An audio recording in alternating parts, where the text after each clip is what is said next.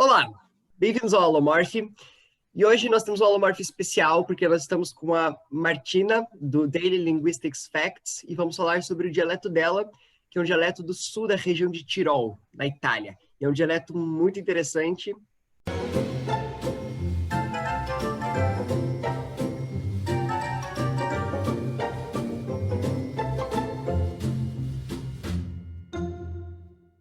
So, let's go. Welcome, Martina. How are you? Welcome. Thank you very much for having me. I'm fine. How are you? I'm fine too, thanks. So, let's start it.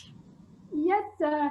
First of all, I'd like to thank you very much for me on your channel.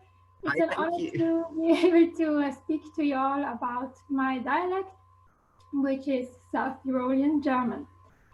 So before we start, I'd like to give you a short introduction so that you know what we're speaking about. So South Tirolian German is the most southern German variety, and it's spoken in the province of South Tyrol in the northeast of Italy.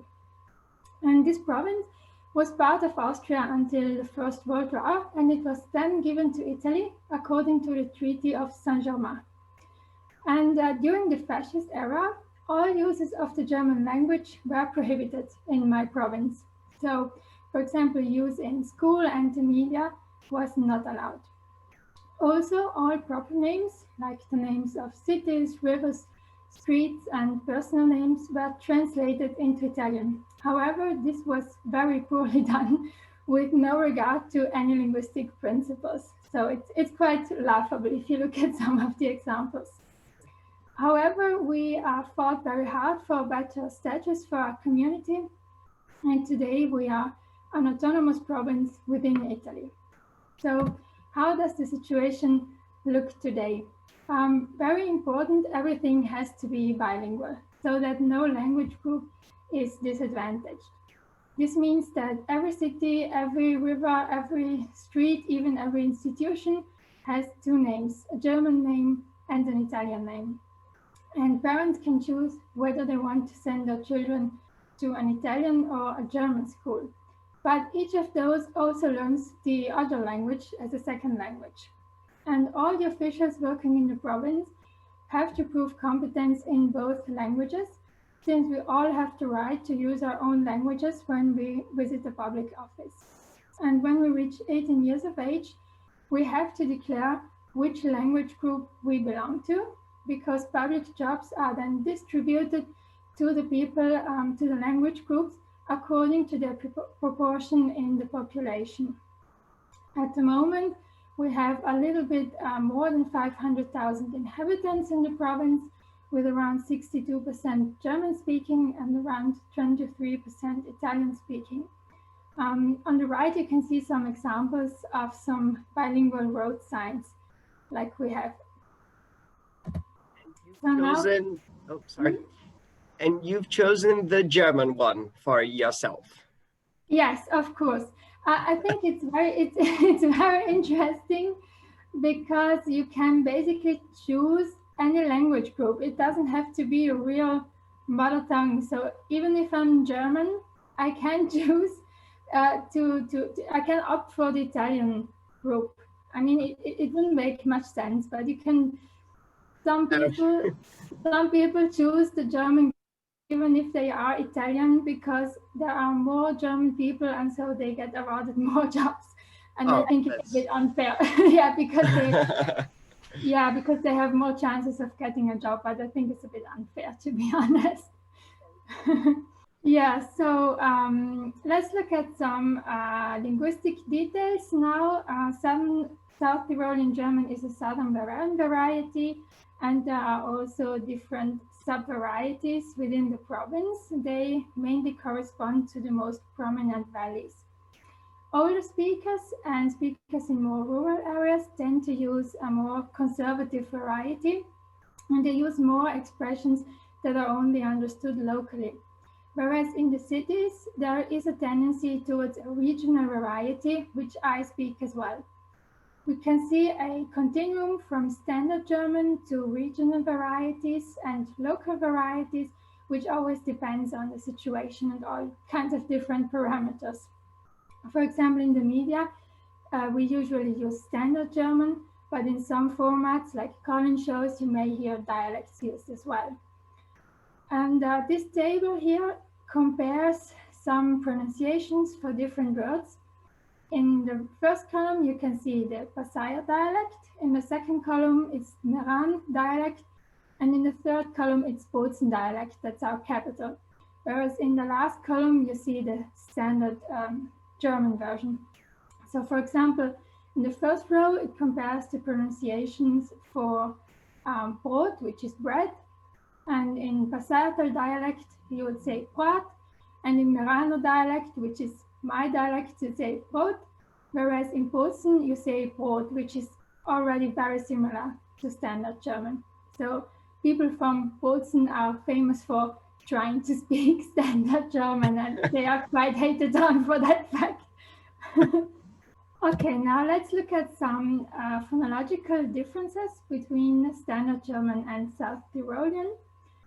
One important feature is that we tend to unround vowels. So for example, in standard German, you'd say überhaupt, whereas in South Tyrolean, the Ü is unrounded and it becomes I. You say überhaupt. And another feature is that we use unvoiced S in all positions. So in standard German, you'll hear a difference between the S in das and in Sonne. Whereas in my dialect, you don't hear a difference. You say is and sun or sunne. So the S is unvoiced in all positions.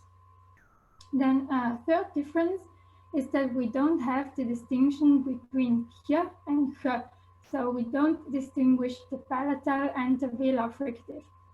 Instead, you hear a difference between Licht and Ach. But in my dialect, you would say Licht and Ach. So it's the same sound. Then another thing we tend to do is the hypercorrection of the schwa sound to e.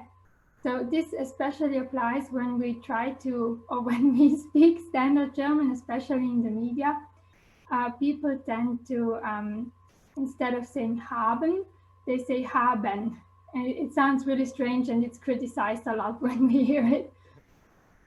And then the next feature is that we palatalize S. So S becomes sh before P, T, and K in all positions. So whereas you'd say feststellen in standard German, you'd say feststellen in my dialect. And the last one is the change from A to O, which also applies to many other Southern German varieties. So instead of fahren, you'd say fahren. So as I can see, Portuguese people who learn German will have a much easier time learning your dialect than standard German. Okay, you mean because there's less differences to learn, like you just learn. Yeah, like you just learn one S. Yeah, like the this unvoiced S in all positions will help a lot, because I always see people who learn German, Portuguese people who learn German say Sonne instead of Zone. And so that's just an example. It's not a big deal. I mean, if you just say the unvoiced S, everyone's gonna understand. They're not even gonna notice necessarily. Those are really specific things that maybe you would learn this when you're an actor, you would learn this, but otherwise it's really not a big deal. Yeah. For instance, Portuguese doesn't have this U sound. It has only I. So überhaupt is much weirder than überhaupt. You're really good at it, though. I mean, I really admire you. Thank you.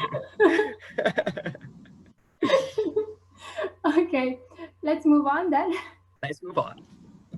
Okay, so next, I'd like to talk about morphology. On this table, you see all the possibilities of forming the plural in the dialect of the Pellissari Valley. And you can see that it's many. There's even more on the second page. that's many more than you have in standard. We notice especially that the root vowel alternation is very productive in marking the plural in this dialect. It applies to many more words than in standard German. I've brought you some words to illustrate that point. For example, in standard German, the plural of Kühe is Kühe. So you have the root vowel alternation plus the E at the end. In Pellissari dialect, you only have the root vowel alternation. So you say Kur and Kie. Or for example, the word pullover has an unmarked plural in standard German, where it has the root vowel alternation from pullover to pileber in Pellissari dialect, and so on. At the bottom of the slide, you can see all the possibilities of vowel change to mark the plural in Pellissari dialect, and it's many more than you have in standard German. So next, let's look at some syntactical differences. Some words in my dialect have a different gender than they would have in standard German. For example, you'd say die Butter, which is feminine in standard German, and many people in my province would say der Butter, which is masculine. There are some differences. Not everyone says this. People also fight about this a lot, but definitely does happen. And some verbs also use a different case compared to standard German. For example, the verb gern haben, which means to like, uses the accusative in standard German, whereas it uses the dative in my dialect. So in standard German, you say ich habe dich gern, where the object is in the accusative, and in my dialect, you'd say ich han dir gern, where the object is in the dative case. Again, not everyone does this. It's a very conservative variety. And I've also included two other differences that you were very fond of and wanted me to include at all costs. These also apply to some other German varieties. It's not a peculiar South Tyrolean thing, but we do it as well. So the first one is that we usually don't use the genitive case. Instead, we use the construction from X. So instead of saying das Spielzeug des Kindes, where des Kindes is the genitive, we would say a Spielzeug vom Kind. And the second feature is that we have the possibility of using the article with proper names. So in standard German, you would say, hast du Anna gesehen, which means, have you seen Anna at all? But in my dialect, you'd say, hast du die Anna gesehen, where die is the article. So these two features collaborate with the fact that someone learning your dialect of German would have a much easier time than standard German. Yeah, maybe, I think so. But especially the genitive thing makes me quite sad because I really like the genitive. Yeah, I like the genitive too. When I learned about this fact, I was like, what? Yeah, but you really can't use it. Like saying this in with the genitive would sound really odd. It's not possible at all. Yeah. Okay, so the next we're gonna look at lexicon. You may imagine that in the cities and with the young population, Italian is the most important lexical source. However, Italian words are not used like traditional loanwords. They are rather incorporated into the German speech in a kind of code switching. So, for example, you'd say, ja, die brauchen nicht Riscaldamento wenn so viel Leute sein, which means they don't need any heating when there's as many people. Well, the word riscaldamento is the Italian word for heating, and it's just replacing the German word. Most often, swear words or interjections are incorporated into German speech. Italian swear words are quite famous here. I mean, it's not really a good thing, but it is what it is.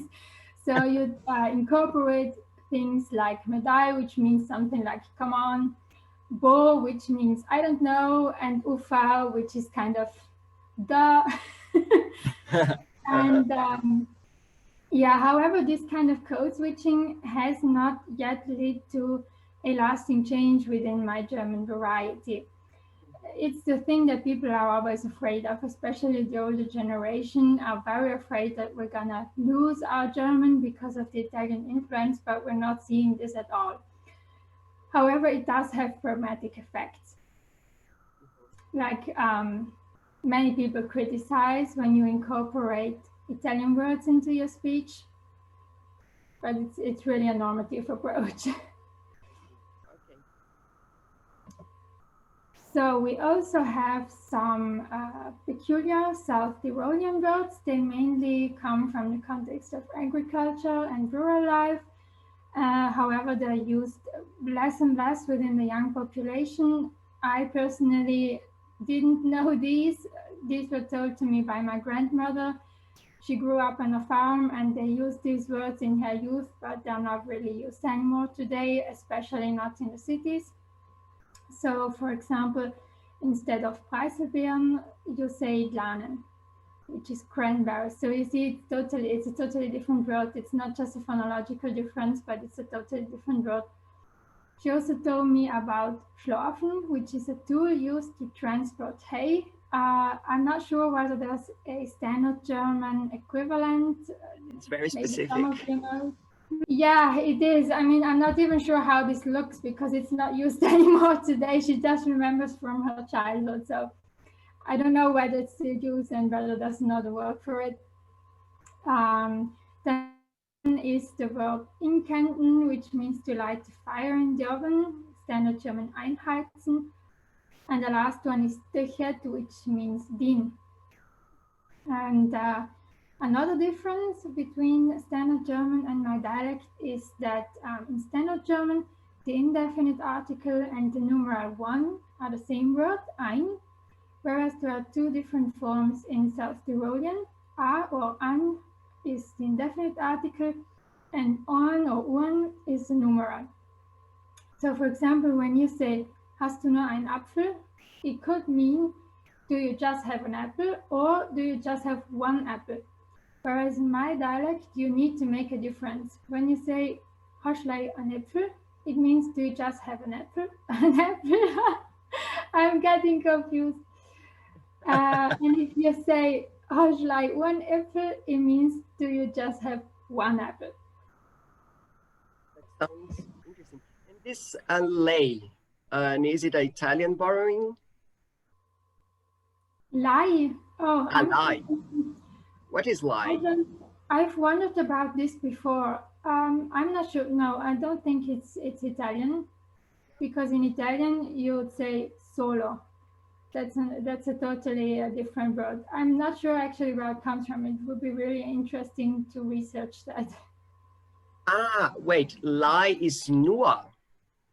Yes. Oh, I thought it was du. Oh, no. That's incorporated in the verb. Hash means hast du. Oh, okay.